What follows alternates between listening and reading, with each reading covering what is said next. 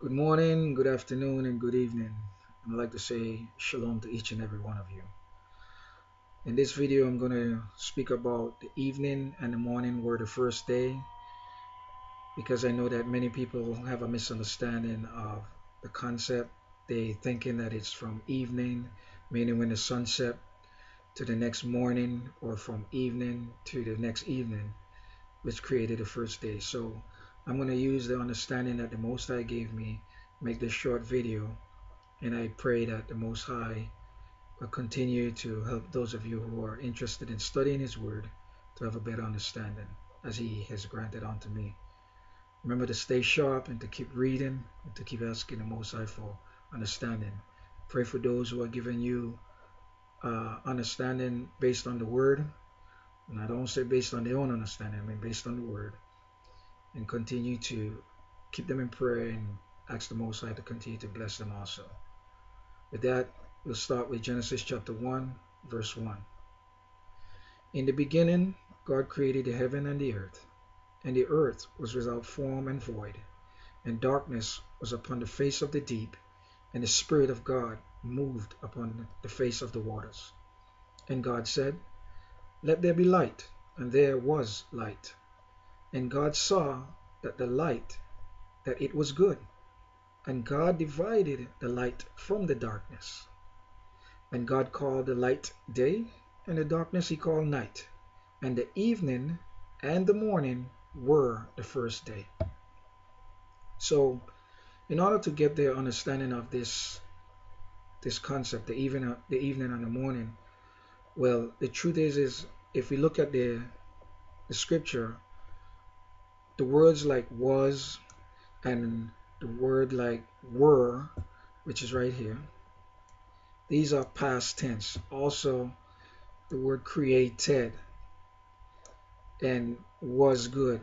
All of these are past tense. So in order to get an understanding of the way this is written, you have to actually look at it as if it was past tense. So let's look at something. So God in the beginning, he created the heaven and earth. So that's something that was done. And the earth was without form. So at that point in time, before its creation, it was without form and void. And then, darkness was upon the face of the earth. So the first thing that he did was he said, let there be light. And in other words, before you get ready to work, you have to turn the light on. So it's just like when you wake up in the morning before you go to work, you don't go to work in the darkness. Well, today we do because we have 24-hour shifts, but back in the time when the Most High created, there was no electricity, so you needed the light in order to do your work, and which was mostly agriculture because we didn't have no factories and stuff as we have today. So the first thing he did was he turned the light on, and then he started making things. He started creating things. At the end of the day, looking back towards the morning when he started to work, that's when he said, that evening, looking back towards the morning, is the first day. So if we look at that in our life today, when you go to work, no one asks you, how was your day when you just reached to work? They may ask you, how is your day during the day? But it's only after you finish that work day, at the end of the day, that someone will ask you, or your wife or your spouse or your children will ask you, how was your day? So looking back from that evening back towards the morning, that's the only way that you're going to be able to say how your day was. And if we go down and we read further down, we're going to see that it's the same thing throughout the scripture. If we go to the next one, we could read from verse 7. It says, And God made the firmament and divided the waters which were under the firmament from the waters which were above the firmament. And it was so. And God called the firmament heaven, and the evening and the morning were the second day. So he went ahead and did his work first, and then he went and from the end of the day, looking back to the beginning of that same day, which is the daylight, that's how you get the evening and the morning were the first day. How do we have that understanding? There's a separation between what is called day and night in verse 5. And God called the light day, and the darkness he called night.